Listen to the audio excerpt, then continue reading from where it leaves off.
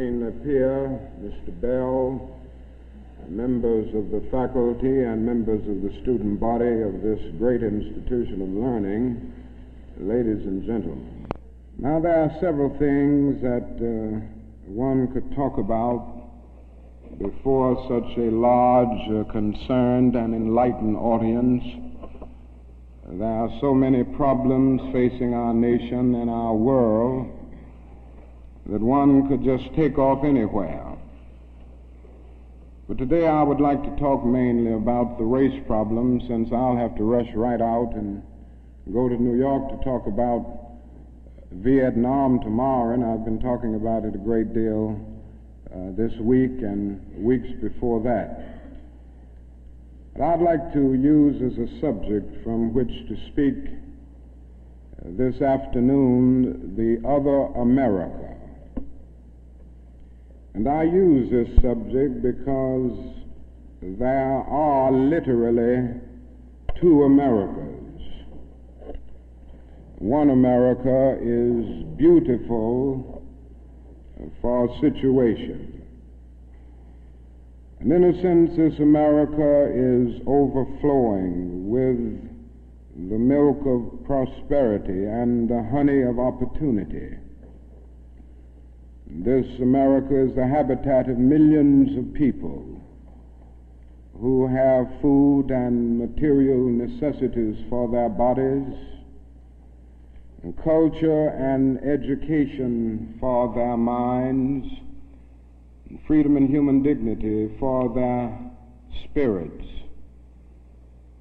In this America, millions of people experience every day the opportunity of having life, liberty, and the pursuit of happiness in all of their dimensions.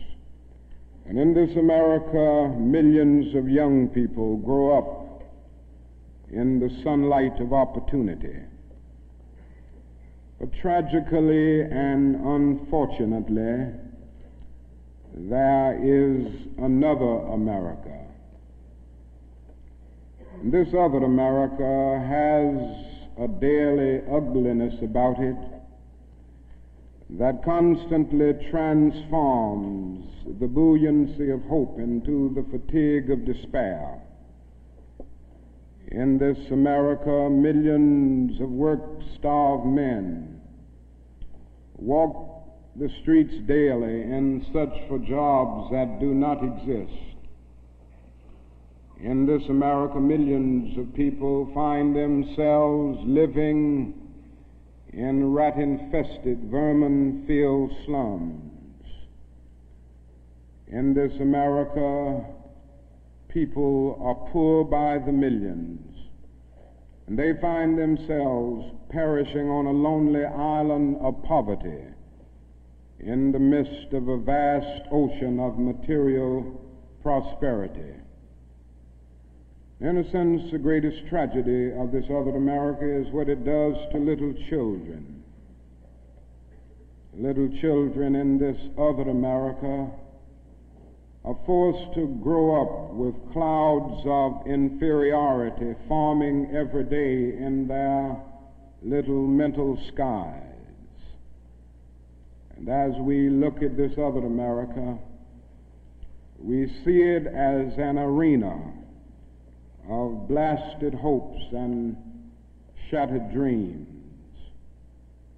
Many people of various backgrounds live in this other America. Some are Mexican Americans, some are Puerto Ricans, some are Indians, some happen to be from other groups.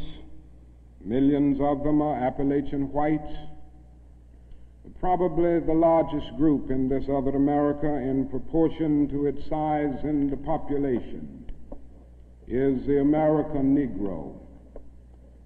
The American Negro finds himself living in a triple ghetto, a ghetto of race, a ghetto of poverty, a ghetto is to deal with this problem of the two Americas.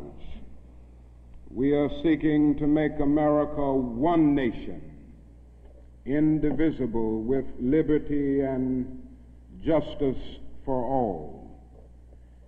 Now let me say that the struggle for civil rights, or the struggle to make these two Americas one America, is much more difficult today than it was 5 or 10 years ago.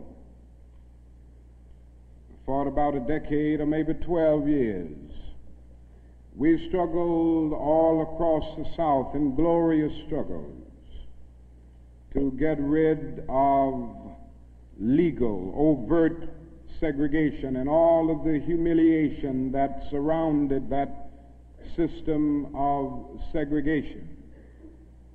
In a sense, this was a struggle for decency.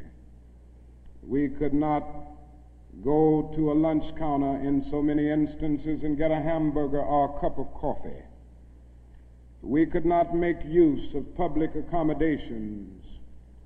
Public transportation was segregated, and often we had to sit in the back, and within transportation within cities, we often had to stand over empty seats because sections were reserved for whites only. We did not have the right to vote in so many areas of the South. And the struggle was to deal with these problems.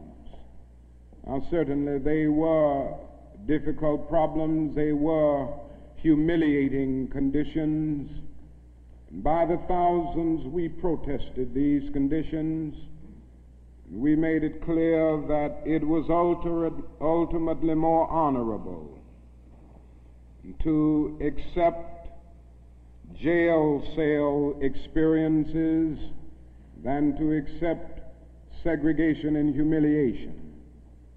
By the thousands, students and adults decided to sit in at segregated lunch counters to protest conditions there.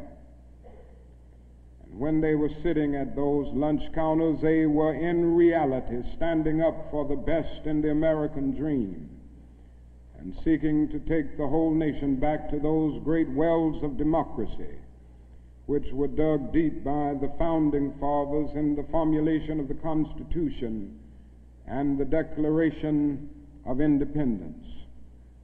Many things were gained as a result of these years of struggle. In 1964, the Civil Rights Bill came into being after the Birmingham movement, which did a great deal to subpoena the conscience of a large segment of the nation to appear before the judgment seat of morality on the whole question of civil rights. After the Selma movement in 1965, we were able to get a voting rights bill. Now, all of these things represented strides, but we must see that the struggle today is much more difficult. It's more difficult today because we are struggling now for genuine equality. And it's much easier to integrate a lunch counter than it is to guarantee a livable income and a good, solid job. It's much easier to guarantee the right to vote than it is to guarantee the right to live in sanitary, decent housing conditions. It is much easier to integrate a public park than it is to make genuine, quality, integrated education a reality. And so today we are struggling for something which says we demand genuine equality. It's not merely a struggle against extremist behavior toward Negroes. And I'm convinced that many of the very people who supported us in the struggle in the South are not willing to go all the way now. I came to see this in a very difficult and painful way in Chicago over the last year, where I've lived and worked. Some of the people who came quickly to march with us in Selma and Birmingham were active around Chicago, And I came to see that so many people who supported morally and even financially what we were doing in Birmingham and Selma were really outraged against the extremist behavior of Bull Connor and Jim Clark toward Negroes, rather than believing in genuine equality for Negroes. And I think this is what we've got to see now, and this is what makes the struggle much more difficult. And so as a result of all of this, we see many problems existing today that are growing more difficult. It's something that is often overlooked, but Negroes generally live in worse slums today than 20 or 25 years ago. In the North, schools are more segregated today than they were in 1954 when the Supreme Court's decision on desegregation was rendered. Economically, the Negro is worse off today than he was 15 and 20 years ago. And so the unemployment rate among whites at one time was about the same as the unemployment rate among Negroes. But today the unemployment rate among Negroes is twice that of whites. And the average income of the Negro is today 50% less than whites. And as we look at these problems, we see them growing and developing every day. And we see the fact that the Negro economically is facing a depression in his everyday life that is more staggering than the depression of the 30s. The unemployment rate of the nation as a whole is about 4%. Statistics would say from the Labor Department that among Negroes it's about 8.4%. But these are the persons who are in the labor market, who still go to employment agencies to seek jobs, and so they can be calculated. The statistics can be gotten because they are still somehow in the labor market. But there are hundreds of thousands of Negroes who have given up. They've lost hope. They've come to feel that life is a long and desolate corridor for them with no exit sign. And so they no longer go to look for a job. There are those who would estimate that these persons who are called the discouraged persons would be 6 or 7% in the Negro community.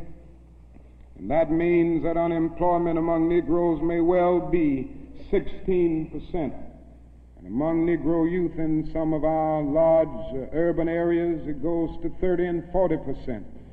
And so you can see what I mean when I say that in the Negro community, that is a major, tragic, and staggering depression that we face in our everyday lives.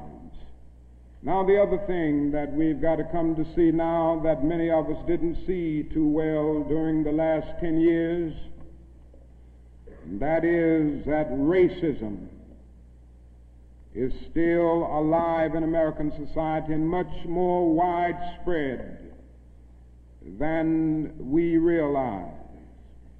And we must see racism for what it is.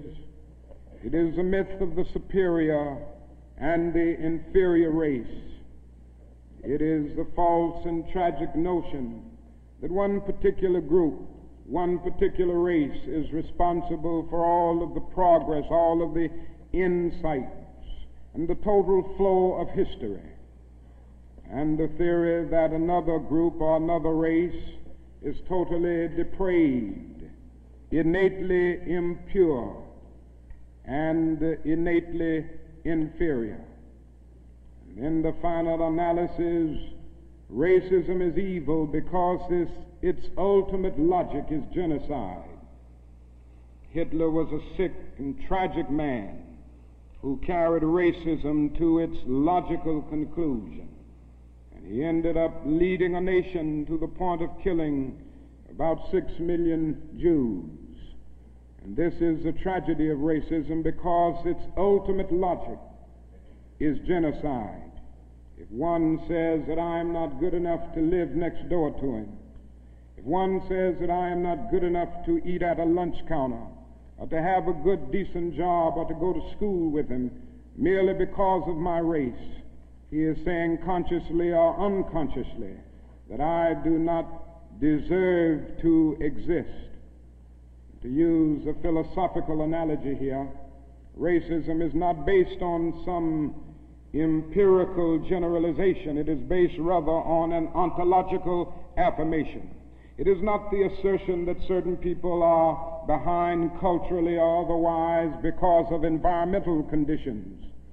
It is the affirmation that the very being of a people is inferior. And this is the great tragedy of it.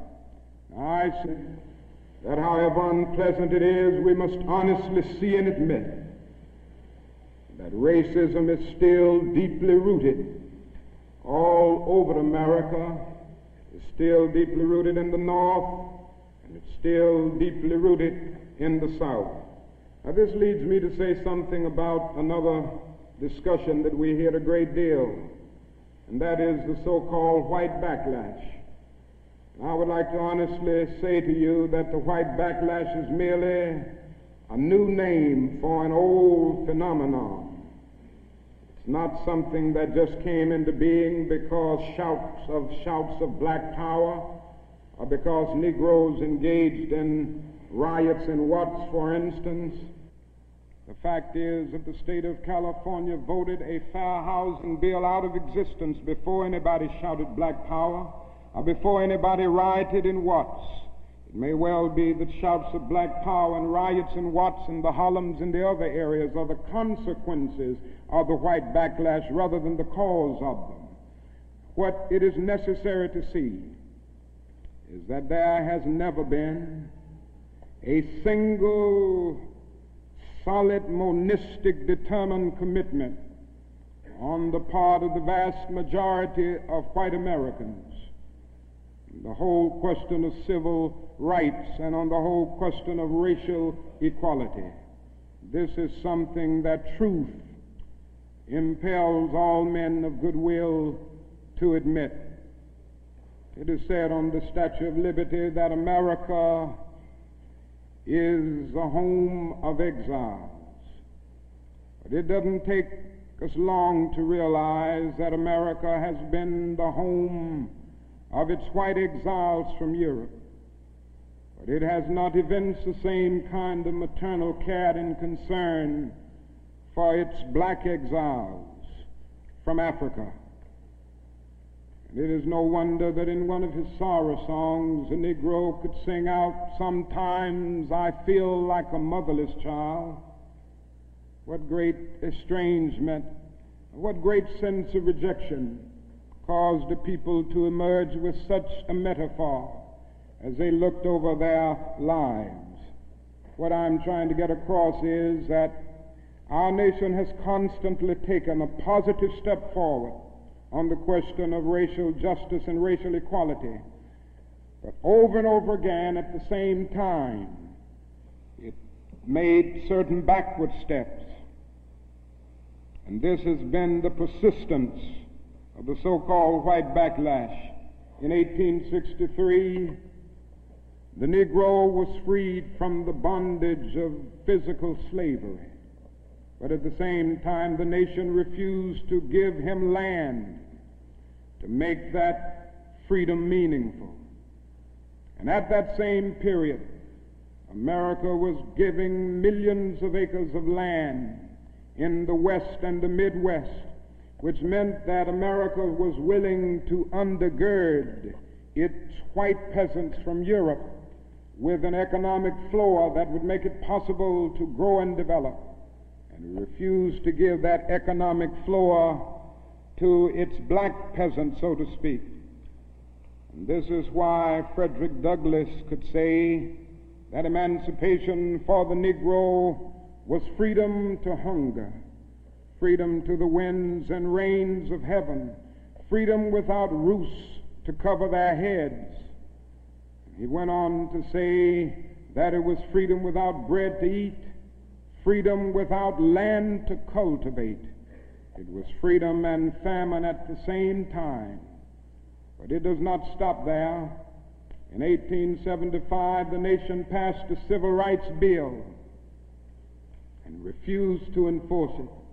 In 1964, the nation passed a weaker Civil Rights Bill. And even to this day, that bill has not been totally enforced in all of its dimensions. The nation heralded a new day of concern for the poor, for the poverty-stricken, for the disadvantaged, and brought into being a poverty bill. But at the same time, it put such little money into the program that it was hardly and still remains hardly a good skirmish against poverty. White politicians in suburbs talk eloquently against open housing, and in the same breath contend that they are not racist. And all of this and all of these things tell us that America has been backlashing on the whole question of basic constitutional and God-given rights for Negroes and other disadvantaged groups for more than 300 years. So these conditions, persistence of widespread poverty, of slums, and of tragic conditions in schools and other areas of life, all of these things have brought about a great deal of despair and a great deal of desperation, a great deal of disappointment and even bitterness in the Negro communities. And today all of our cities confront huge problems. All of our cities are potentially powder kegs as a result of the continued existence of these conditions. Many in moments of anger, many in moments of deep bitterness, engage in riots.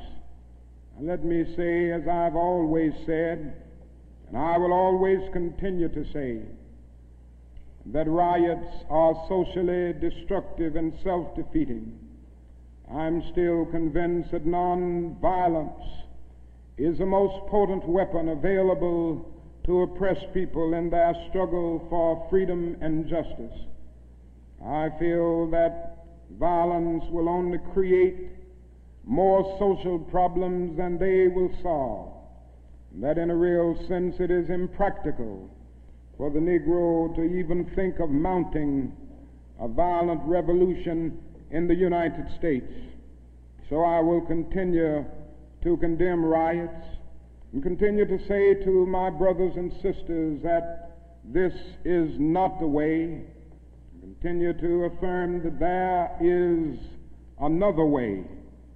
But at the same time, it is as necessary for me to be as vigorous in condemning the conditions which cause persons to feel that they must engage in riotous activities as it is for me to condemn riots.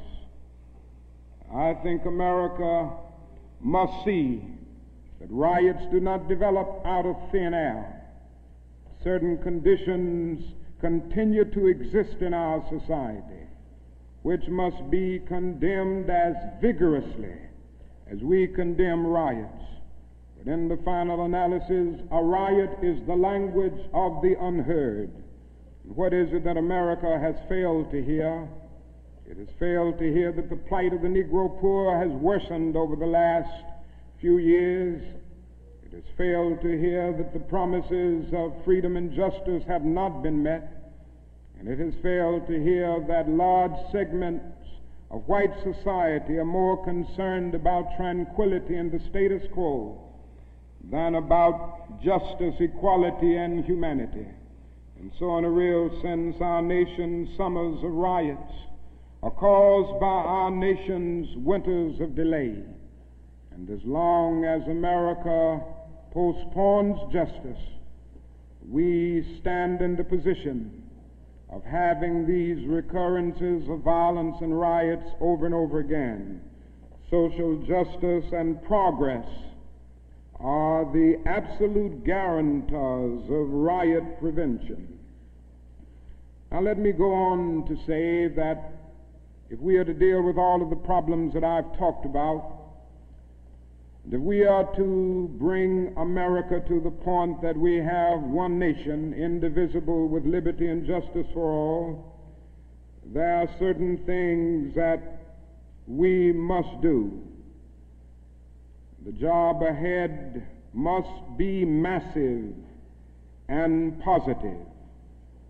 We must develop massive action programs all over the United States of America in order to deal with the problems that I have mentioned. Now, in order to develop these massive action programs, we've got to get rid of one or two false notions that continue to exist in our society. One is the notion that only time can solve the problem of racial injustice. I'm sure you've heard this idea. It is the notion almost that is something in the very flow of time that will miraculously cure all evils. And I've heard this over and over again. There are those, and they're often sincere people, who say to Negroes and their allies in the white community that we should slow up and just be nice and patient and continue to pray, and in 100 or 200 years the problem will work itself out, because only time can solve the problem. I think that is an answer to that myth, and it is that time is neutral. It can be used either constructively or destructively. And I'm absolutely convinced that the forces of ill will in our nation, the extreme righteous in our nation, have often used time much more effectively than the forces of goodwill. And it may well be that we will have to repent in this generation, not merely for the vitriolic words of the bad people and the violent actions of the bad people, but for the appalling silence and indifference of the good people who sit around and say, wait on time.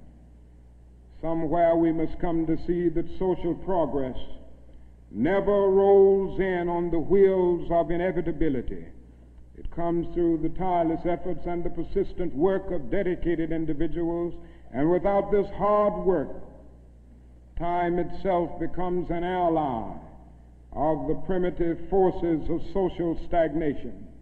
And so we must help time, and we must realize that the time is always right to do right. Now there's another notion that gets out. It's around everywhere. It's in the South, it's in the North, it's in California, and all over our nation. It's the notion that legislation can't solve the problem. It can't do anything in this area. And those who project this argument contend that you've got to change the heart, and that you can't change the heart through legislation. Now, I would be the first one to say that there is real need for a lot of heart changing in our country, and I believe in changing the heart. I preach about it. I believe in the need for conversion in many instances, and regeneration, to use theological terms. And I would be the first to say that if the race problem in America is to be solved, the white person must treat the Negro right, not merely because the law says it, but because it's natural, because it's right, and because the Negro is his brother. And so I realize that if we are to have a truly integrated society, men and women will have to rise to the majestic heights of being obedient to the unenforceable. But after saying this, let me say another thing which gives the other side, and that is that although it may be true that morality cannot be legislated, behavior can be regulated. Even though it may be true that the law cannot change the heart, it can restrain the heartless. Even though it may be true that the law cannot make a man love me, it can restrain him from lynching me, and I think that's pretty important also. And so while the law may not change the hearts of men, it can and it does change the habits of men. And when you begin to change the habits of men, pretty soon the attitudes will be changed, pretty soon the hearts will be changed. Now, I'm convinced that we still need strong civil rights legislation. And there's a bill before Congress right now to have a national federal open housing bill, a federal law declaring discrimination in housing unconstitutional, and also a bill to make the administration of justice real all over our country. Now, nobody can doubt the need for this. Nobody can doubt the need if he thinks about the fact that since 1963, some 58 Negroes and white civil rights workers have been brutally murdered in the state of Mississippi alone. And not a single person has been convicted for these dastardly crimes. There have been some indictments, but no one has been convicted. And so there is a need for the whole question of the administration of justice. There is a need for fair housing laws all over our country. And it is tragic indeed that Congress last year allowed this bill to die. And that bill died in Congress. A bit of democracy died, a bit of our commitment to justice died. And if it happens again in this session of Congress, greater degree of our commitment to democratic principles will die. And I can see no more dangerous trend in our country than the constant developing of predominantly Negro central cities ringed by white suburbs. This is only inviting social disaster. And the only way this problem will be solved is by the nation taking a strong stand and by state governments taking a strong stand against housing segregation and against discrimination in all of these areas. Now, there's another thing that I'd like to mention as I talk about the Massive Action Program, and time will not permit me to go into specific programmatic action to any great degree. But it must be realized now that the Negro cannot solve the problems by himself. There again, there are those who always say to Negroes, why don't you do something for yourself? Why don't you lift yourselves by your own bootstraps? And we hear this over and over again. Now, certainly, there are many things that we must do for ourselves and that only we can do for ourselves. Certainly we must develop within a sense of dignity and self-respect that nobody else can give us, a sense of manhood, a sense of personhood, a sense of not being ashamed of our heritage, not being ashamed of our color. It was wrong and tragic that the Negro ever allowed himself to be ashamed of the fact that he was black, or ashamed of the fact that his ancestral home was Africa. And so there's a great deal that the Negro can do to develop self-respect. There's a great deal that the Negro must do and can do to amass political and economic power within his own community and by using his own resources. And so we must do certain things for ourselves, but this must not negate the fact and cause the nation to overlook the fact that the Negro cannot solve the problem himself. A man was on the plane with me some weeks ago, and he came and talked with me, and he said, the problem, Dr. King, that I see with what you all are doing is that every time I see you and other Negroes, you are protesting, and you aren't doing anything for yourselves. And he went on to tell me that he was very poor at one time and he was able to make it by doing something for himself. Why don't you teach your people, he said, to lift themselves by their own bootstraps. And then he went on to say other groups face disadvantages, the Irish, the Italians, and he went down the line. And I said to him that it does not help the Negro, it only deepens his frustration for unfeeling and sensitive people to say to him that other ethnic groups who migrated or were immigrants to this country just 100 years ago or so have gotten beyond him, and he came here some 344 years ago. And I went on to remind him that the Negro came to this country involuntarily in chains, while others came voluntarily. I went on to remind him that no other racial group has been a slave on American soil. I went on to remind him that the other problem that we have faced over the years is that the society placed a stigma on the color of the Negro, on the color of his skin, because he was black. Doors were closed to him that were not closed to other groups. And I'm to say to people that you ought to lift yourself by your own bootstraps, but it is a cruel jest to say to a bootless man that he ought to lift himself by his own bootstraps. The fact is that millions of Negroes, as a result of centuries of denial and neglect, have been left bootless, and they find themselves impoverished aliens in this affluent society. And that is a great deal that the society can and must do if the Negro is to gain the economic security that he needs. Now, one of the answers, it seems to me, is a guaranteed annual income, a guaranteed minimum income for all people and for all families of our country. It seems to me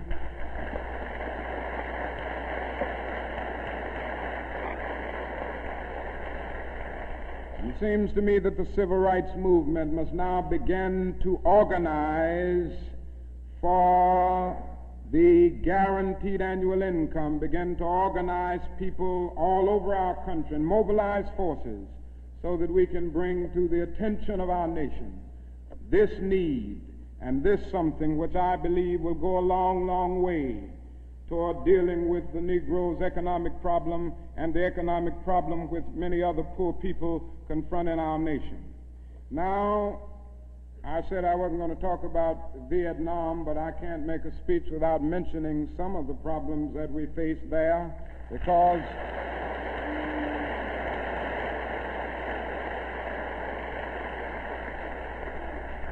I think this war has diverted attention from civil rights. It has strengthened the forces of reaction in our country and has brought to the forefront the military-industrial complex that even President Eisenhower warned us against at one time. And above all, it is destroying human lives. It's destroying the lives of thousands of the young, promising men of our nation, destroying the lives of little boys and little girls in Vietnam. But one of the greatest things that this war is doing to us in civil rights is that it is allowing the great society to be shot down on the battlefields of Vietnam every day. And I submit this afternoon that we can end poverty in the United States. Our nation has the resources to do it. The national gross product of America will rise to the astounding figure of some $7 this year. We have the resources. The question is whether the nation has the will. And I submit that if we can spend $5 billion a year to fight an ill-considered war in Vietnam and $20 billion to put a man on the moon, our nation can spend billions of dollars on their own 2 feet right here on earth.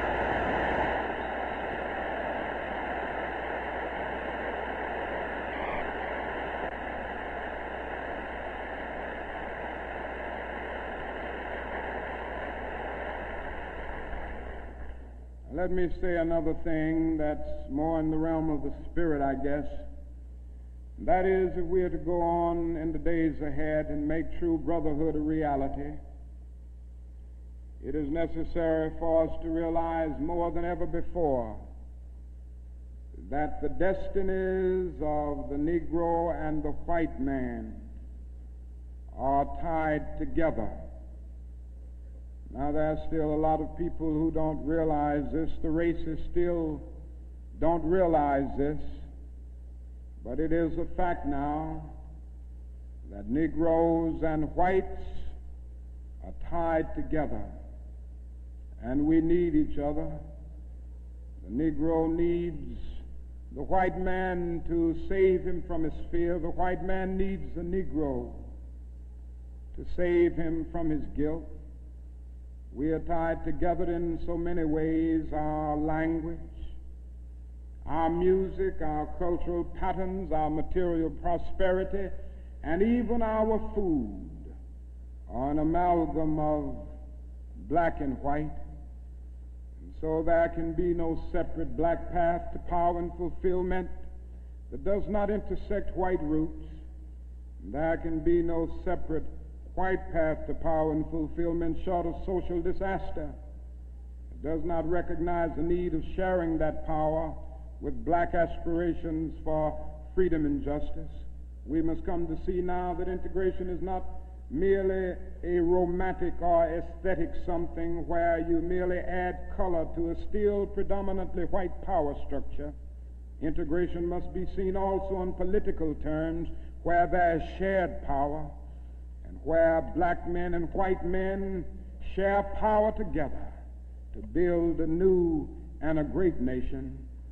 In a real sense, we're all caught in an inescapable network of mutuality, tied in a single garment of destiny. John Donne placed it years ago in graphic terms: no man is an island entire itself. Every man is a piece of the continent, a part of the main. And he goes on toward the end to say, any man's death diminishes me because I'm involved in mankind. Therefore never sin to know for whom the bell tolls. It tolls for thee. And so we all in the same situation. The salvation of the Negro will mean the salvation of the white man, and the destruction, the life, and of the ongoing progress of the Negro will be the destruction of the ongoing progress of the nation. Now let me say finally that we have difficult days ahead, but I haven't despaired. Somehow I maintain hope in spite of hope, and I've talked about the difficulties and how hard the problems will be as we tackle them. But I want to close by saying this afternoon that I still have faith in the future, and I still believe that these problems can be solved. And so I will not join anyone who will say that we still can't develop a coalition of conscience. I realize and understand the discontent and the agony and the disappointment and even the bitterness of those who feel that whites in America cannot be trusted. And I would be the first to say that there are all too many who are still guided by the racist ethos. But I am still convinced that there are still many white persons of goodwill, and I'm happy to say that I see them every day in the student generation, who cherish democratic principles and justice above principle, and who will stick with the cause of justice and the cause of civil rights and the cause of peace throughout the days ahead. And so I refuse to despair. I think we're going to achieve our freedom, because however much America strays away from the ideals of justice, the goal of America is freedom. Abused and scorned though we may be, our destiny is tied up in the destiny of America. Before the Pilgrim Fathers landed at Plymouth, we were here. Before Jefferson etched across the pages of history the majestic words of the Declaration of Independence, we were here. before the beautiful words of the Star-Spangled Banner were written, we were here. And for more than 2 centuries, our forebears labored here without wages. They made cotton king. They built the homes of their masters in the midst of the most humiliating and oppressive conditions. And yet out of a bottomless vitality, they continued to grow and develop. And I say that if the inexpressible cruelties of slavery couldn't stop us, the opposition that we now face, including the so-called white backlash, will surely fail. We're going to win our freedom, because both the sacred head of our nation and the eternal will of the Almighty God are embodied in our echoing demands. And so I can still sing, we shall overcome. We shall overcome because the arc of the moral universe is long, but it bends toward justice. We shall overcome because Carlyle is right. No lie can live forever. We shall overcome because William Cullen Bryant is right. Truth crushed earth will rise again. We shall overcome because James Russell Lowell is right. Truth forever on the scaffold, wrong forever on the throne. Yet that scaffold sways the future. With faith, we will be able to hew out of the mounting of despair a stone of hope. With this faith, we will be able to transform the jangling discords of our nation into a beautiful symphony of brotherhood. With this faith, we will be able to speed up the day when all of God's children, black men and white men, Jews and Gentiles, Protestants and Catholics, will be able to join hands and live together as brothers and sisters all over this great nation. That will be a great day. That will be a great tomorrow. In the word, to speak symbolically, that will be the day when the morning stars will sing together and the sons of God will shout for joy. Thank you.